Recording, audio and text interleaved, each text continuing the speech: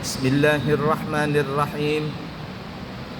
Assalamualaikum warahmatullahi wabarakatuh. Alhamdulillahi rabbil alamin. Allahumma fasalli wa sallim ala sayyidina wa nabiyyina wa maulana Muhammadin Sayyidil Anbiya'i wal Mursalin wa ala alihi wa ashabihi wa azwajihi wa dhurriyyatihi wa man tabi'ahum bi ihsanin ila yaumiddin, amma ba'du.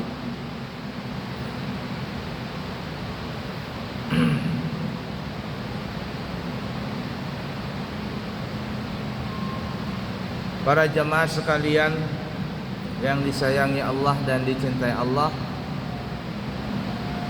sebelum kita melanjutkan pelajaran kita, kami informasikan, ada sedikit informasi bahwa di pesantren kami Al-Islami Nurul Anwar, Amburawang Darat, Semboja Barat, Kutai Kartanegara, mempunyai program baru, yaitu memberikan biaya gratis kepada santri yang masuk kategori yatim dan duafa.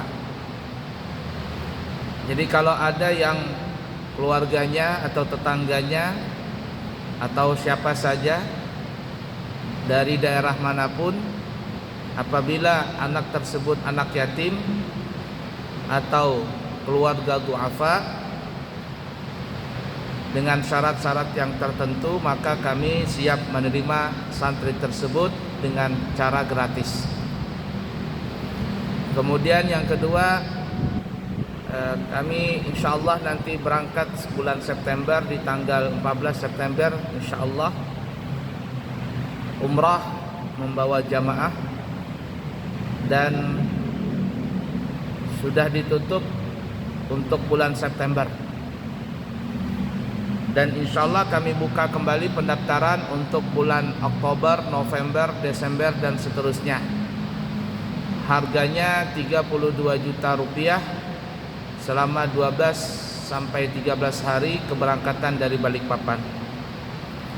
Dan apabila ada jamaah yang kepingin harga 32 menjadi 27 juta rupiah, diberikan harga spesial 27 juta rupiah dengan fasilitas semuanya sama dengan harga 32 juta, maka kami akan berikan harga 27 juta itu dengan syarat hadir di acara maulid di pesantren Al-Islami Nurul Anwar yang insyaallah akan dilaksanakan tanggal 8 September.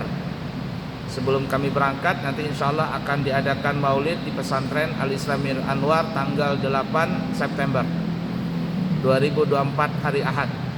Siapa yang hadir dan mendaftar di hari tersebut, maka kami berikan harga spesial dengan harga 27 juta rupiah, sedangkan fasilitas semuanya sama dengan harga 32 juta. Dan siapa yang kepingin berumrah plus Dubai di akhir Desember 2024, keberangkatan di akhir Desember 2024, 15 hari umrah plus Dubai, maka kami buka juga pendaftarannya dengan harga 37 juta rupiah. Dan siapa yang kepingin berhaji tahun depan, haji visa haji furoda asli, visa haji furoda asli, kami buka dengan harga bintang 4, harganya 300 juta rupiah, dan hotel bintang 5 dengan harga 400 juta rupiah. Apabila ada yang berminat, maka bisa mendaftar dari sekarang dengan memenuhi syarat-syarat yang nanti akan diberitahukan. Baik, kita lanjutkan pelajaran kita. Masih berbicara tentang kaum Bani Israel yang mereka enggan untuk masuk ke Palestina, karena di dalamnya itu atau sebelumnya ada kaum Jabbarin, orang-orang yang kuat, orang-orang yang perkasa. Dan kita sudah sebutkan pada pertemuan yang lalu, kaum Jabbarin ini ada beberapa pendapat. Yang pertama, ada yang mengatakan kaum Jabbarin itu adalah badannya sama seperti manusia pada zaman dulu, di zaman Bani Israel, tetapi kekuatannya luar biasa. Bisa dikatakan ya kaum kanibal lah. Nah, sehingga kaum Bani Israel merasa enggan untuk masuk ke Palestina karena masih ada orang-orang seperti itu. Pendapat yang kedua kita katakan kemarin, dan ini pendapat sebagian ulama, namun Al-Imam Ibnu Katsir tidak sependapat dengan itu, yaitu kaum Jabbarin ini adalah kelompok manusia ya, yang mereka tuh badannya raksasa, sampai-sampai mereka itu tinggi besar. Bani Israel itu bisa dimasukkan ya, 1 orang 2 orang bisa dimasukkan ke dalam kantong bajunya. Nah, bayangkan kantong bajunya aja bisa muat orang-orang Bani Israel di dalam kantong tersebut. Bagaimana dengan bajunya, bagaimana dengan orangnya? Maka itu saking begitu besarnya, kaum Bani Israel enggan memerangi mereka. Pendapat yang ketiga adalah di dalam itu tidak semuanya raksasa, tapi cuma ada 1 orang yang raksasa, yaitu bernama Aus bin Inak. Ada juga yang mengatakan Aus bin Anak. Inak atau anak sama saja ya. Ini memang di zaman Nabi Nuh dia sudah ada, besar orangnya, tinggi raksasa, tapi 1 orang saja. 1 orang saja ini, besar, tinggi. Ini yang menghalang kaum Bani Israel untuk masuk ke Palestina. Nah, tingginya tinggi sekali ya, 1 meter lebih. Bahkan dikatakan Aus bin Unak ini, Anuk atau Inak atau Unuk ya, ada yang mengatakan Inak, ada yang mengatakan Unuk bin Unuk. Itu dia punya badan bisa dikatakan 1 kilo lebih tingginya, bahkan bisa lebih daripada itu. Nah, kalau dia mau makan, dia menangkap ikan di laut yang paling besar ikannya. Dan laut itu hanya, laut yang paling dalam itu hanya ya setengah betisnya saja. Nah, lalu dia nangkap ikan tersebut, ikan yang paling gede. Lalu dia mengangkat ikan tadi, dinaikkan sampai ke atas dekat matahari, dibakar ikan tadi dengan matahari. Terlepas dari perbedaan pendapat ala kulli hal, intinya Bani Israel tidak berani masuk ke Palestina karena ada kaum Jabbarin tadi.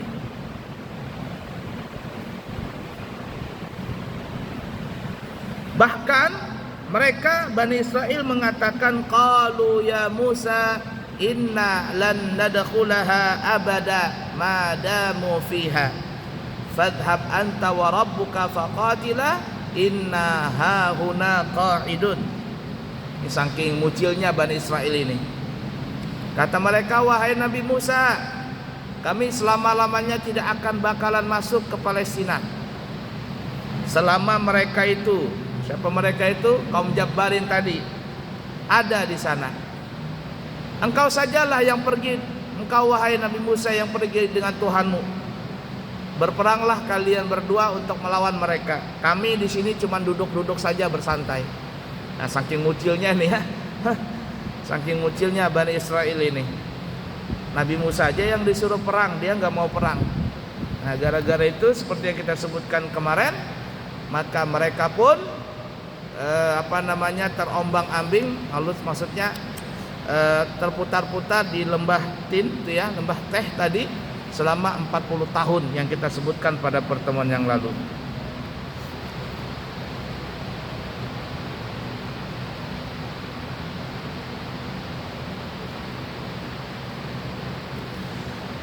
Disebutkan di dalam riwayat yang lain, ada yang mengatakan bahwa ketika Yusa bin Kalib mendengar jawaban mereka itu, yakni kaum Bani Israel yang tadi mengatakan, engkau aja wahai Nabi Musa dengan Tuhanmu yang berangkat, kami di sini duduk-duduk santai aja.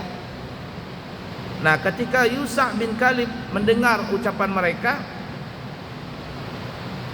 Yusa ya dan Kalib, bukan Yusa bin Kalib, Yusa dan Kalib mendengar ucapan mereka, keduanya langsung merespon dengan menyobek baju-baju mereka, Sementara Nabi Musa dan Nabi Harun bersujud mendengar perkataan dan nasihat dua orang soleh itu sebagai bentuk penghormatan dan terima kasih. Mendengar jawaban kaumnya itu, Nabi Musa dan Nabi Harun marah karena Allah dan merasa kasihan atas akibat yang bakal mereka terima disebabkan penolakan dan keberanian mereka menentang perintah Allah. Lalu Nabi Musa berkata, qala rabbi inni la amliku illa nafsi wa akhi fafruq bainana wa baina qaumil fasiqin. Wahai Tuhanku, bahasa kitanya, Nabi Musa berkata, wahai Tuhanku, aku tidak bisa menguasai mereka itu kecuali hanya aku bisa menguasai diriku dan saudaraku saja. Alias aku ini berlepas tangan, ya Allah, ini Bani Israel mucil. Aku berlepas dari mereka. Maka pisahkanlah antara kami dengan orang-orang yang fasik. Artinya kalau ada sesuatu yang menyebabkan datang bencana kepada Bani Israel, jangan dilibatkan kami, ya Allah. Bahasa kitanya itu seperti itu nih. Aku sudah menasihati mereka, aku sudah mengajak mereka untuk berperang, tapi mereka tidak mau. Nah, gara-gara itu, gara-gara yang kita sebutkan tadi, mereka tidak mau masuk ke Palestina dan sebelumnya memerangi kaum Jabbarin, maka Allah menyebutkan dalam surah Maidah, qala fa innaha muharramatun alaihim arba'ina sana yatihuna fil ardi fala ta'sa 'alal qaumil fasiqin. Allah berfirman, jika demikian maka sesungguhnya negeri Palestina itu diharamkan atas mereka. Mereka tidak boleh masuk ke Palestina selama 40 tahun. Selama itu mereka berputar-putar kebingungan di padang tih. Maka janganlah kamu bersedih dengan nasib-nasib mereka, yaitu orang-orang fasik di antara mereka tadi. Nah, jadi gara-gara tadi itu Allah kutuklah Bani Israel sehingga mereka berputar di padang tih, ya, padang Saharati yang kita sebutkan kemarin selama 40 tahun lamanya.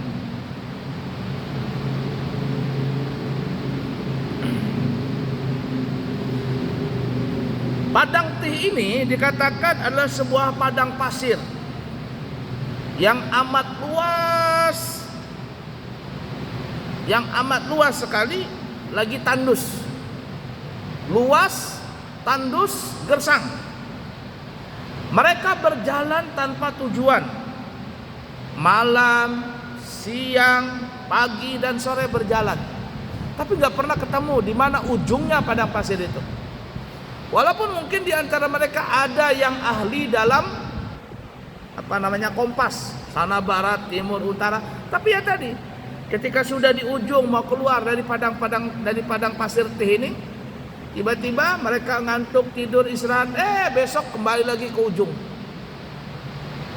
Jalan lagi, begitu lagi sampai 40 tahun namanya.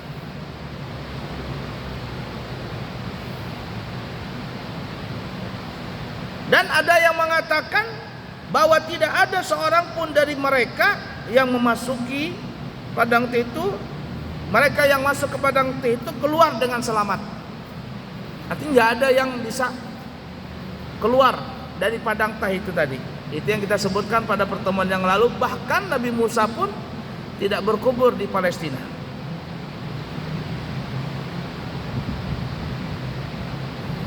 Dan mereka itu, ini orang-orang fasik nih ya, yang fasik-fasik tadi itu, selama 40 tahun tadi mereka pun akhirnya mati karena tidak bisa keluar dari padang tih tadi. Mereka mati kecuali ada dua orang yang kita sebutkan tadi, Yusa dan Kalib. Yusa ini Nabi Yusa ya, dan Kalib. Inilah yang menentang, dua orang ini yang menentang orang-orang Bani Israel yang mereka tidak mau berjuang. Jadi Yusa bin Kalib ini masuk golongan kepada Nabi Musa alaihi salatu wassalam.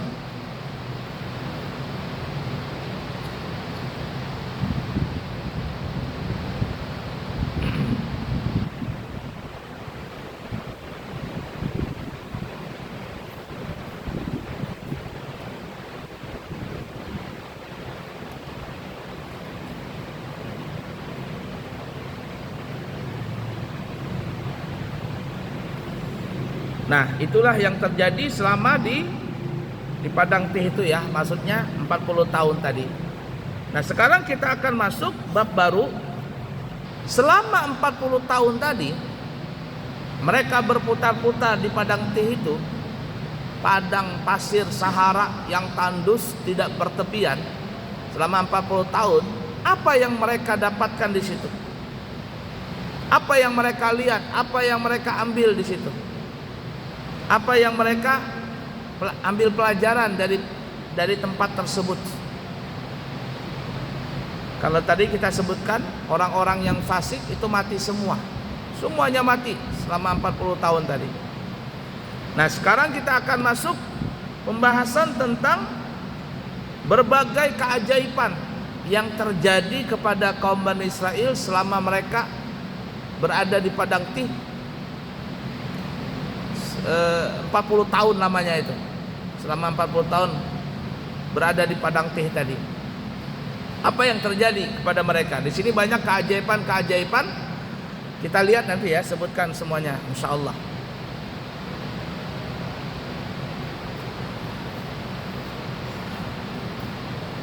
Mungkin kalau kita berpikir ya 40 tahun itu sangatlah lama ya. Karena memang umat Nabi Muhammad ini kan umurnya nggak panjang. Kalau umur umat zaman dulu tuh panjang-panjang, badannya tinggi, besar, fisiknya kuat dan umurnya panjang. Nah, kita ini semakin mendekati hari kiamat, semakin umatnya ini semakin mengecil. Mana umurnya pendek-pendek, badannya kecil-kecil, penyakitan lagi. Nah, sehingga zaman kita dengan zaman dulu itu sangatlah berbeda. Mungkin 40 tahun itu bagi mereka itu tidaklah terlalu lama dengan jarak dengan jarak usia mereka yang panjang. Nah, kita kalau 40 tahun ya lama sudah. 40 tahun umur kita nih, umpama kalau ada di antara kita umur 40 tahun, paling-paling 20 tahun ada yang sudah yang meninggal. 40 tahun berarti 23 tahun lagi sama umur kita dengan umur Nabi.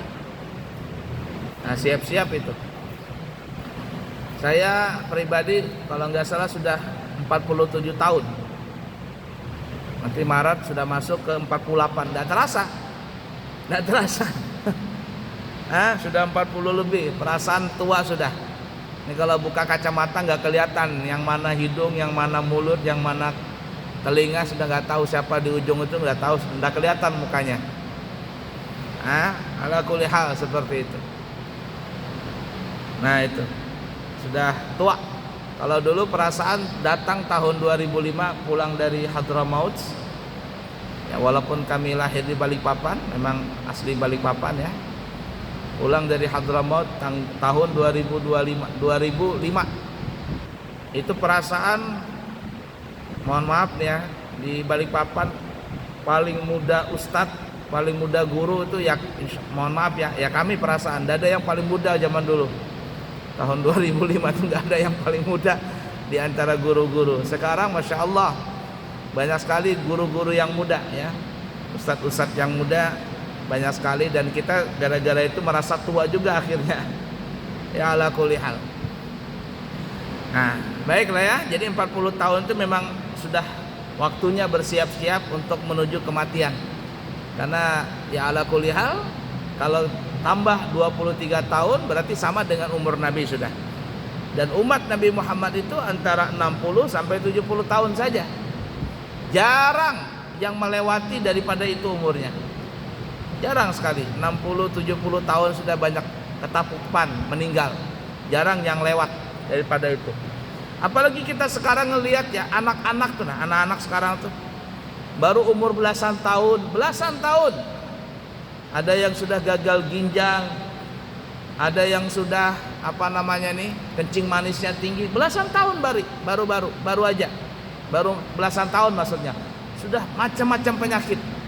Ada yang jantung, ada yang ginjal, ada yang naudzubillah min dzalik, nasallallahu alaihi cuci darah, kencing manis, macam-macam. Lah kenapa demikian? Ya karena kita lihat anak-anak zaman sekarang ini, coba kita lihat jajan mereka itu, ya Allah, enggak karuan sudah. Jajanan mereka itu enggak karuan. Anak-anak kita zaman sekarang, mungkin termasuk kita, lebih banyak minum selain air putih daripada air putih. Dulu kita minum air putih itu harus dimasak. Masih ingat zaman dulu kita kecil? Dimasak air putih itu, direbus betul-betul mendidih. Baru kita dinginkan kalau ingin minum air dingin. Zaman sekarang tidak ada air putih direbus. Semuanya serba disuling. Entah apakah itu masih baik atau tidak. Orang bahari enggak minum air putih. Terus apa lagi? Anak-anak zaman sekarang minumannya itu ya minuman setan itu. Kalau malam seperti ini kita lihat kafe-kafe bertumpuk di mana-mana, orang duduk di situ. Minum kopi, minum teh, minum macam-macam medah diminum. Yang kafenya tinggi, yang ibarat kata zat pewarnanya, zat gulanya banyak sekali. Itu. Sehingga dokter mengatakan ya zaman sekarang baru umurnya belasan tahun sudah banyak kena penyakit yang macam-macam. Kasihan. Nah, jadi 40 tahun itu agak lama ya. Tapi zaman dulu itu 40 tahun ya mungkin dianggap biasa-biasa saja.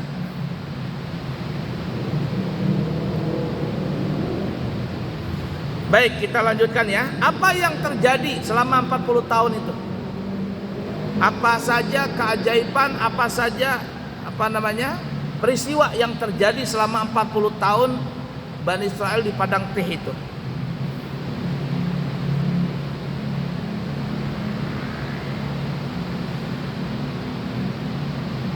Aku, kata Al-Imam Ibnu Katsir, tidak melihat di dalam kitab Ahlul Kitab, di dalam kitab Ahlul Kitab mengenai kisah ketidakberanian kaum Bani Israel melawan orang-orang yang perkasa tersebut.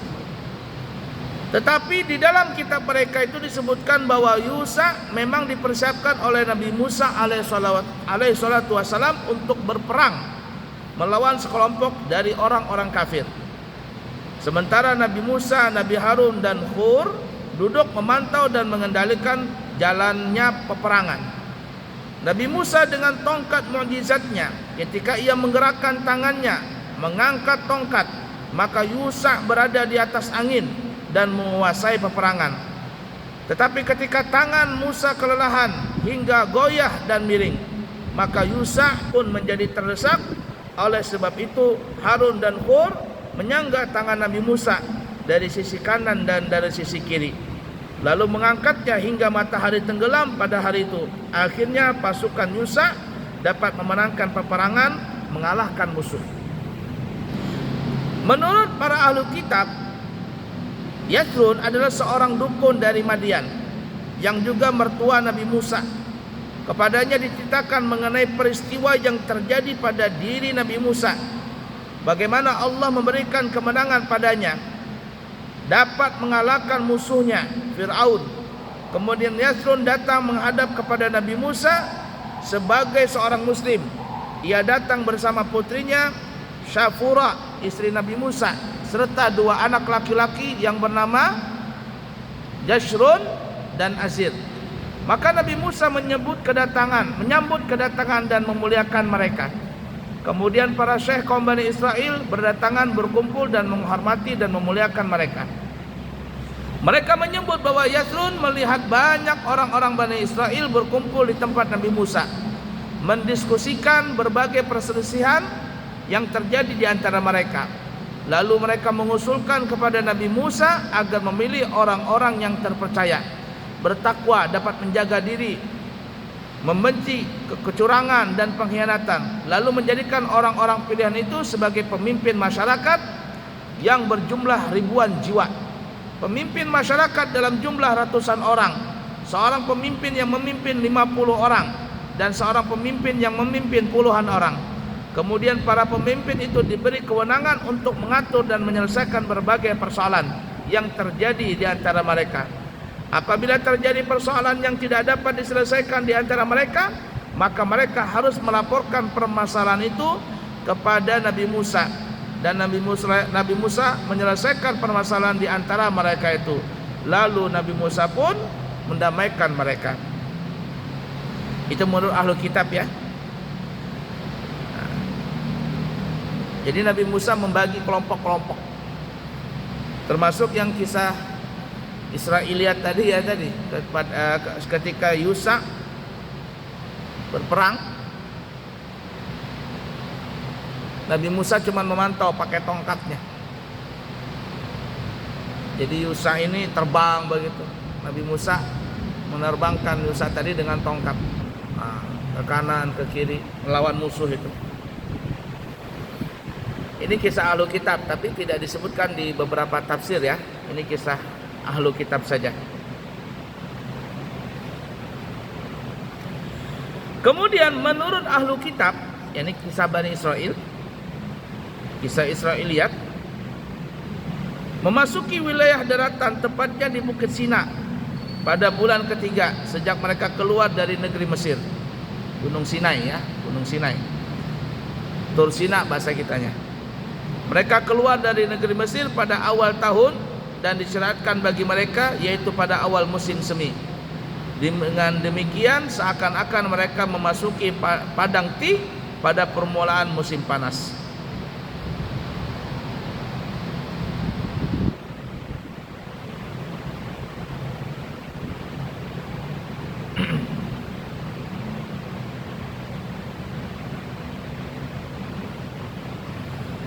Nah, menurut ahlu kitab juga kisah Israiliyat, ketika Nabi Musa dan Bani Israel sudah sampai di sekitar Bukit Turina atau Tursina, maka Nabi Musa pun naik ke atas bukit bermunajat kepada Allah Ta'ala. Di situ yang kita nanti katakan, di situ yang diceritakan Nabi Musa akan mendapatkan kitab Taurat, mendapatkan kitab Taurat, dan disitulah Nabi Musa mendapatkan gelar Kalimullah, karena Nabi Musa alaihissalatu wassalam berbicara langsung dengan Allah Subhanahu wa taala bi ghairi sautin wala huruf, tidak ada pakai suara dan tidak pakai huruf. Bagaimana wallahu alam, hanya Nabi Musa yang, hanya Allah taala yang maha tahu bagaimana percakapan antara Nabi Musa dengan Allah Subhanahu wa taala. Nah, di situ nanti Nabi Musa mendapatkan kitab Taurat di mana namanya itu di Bukit Tursina atau Bukit Sinai tadi.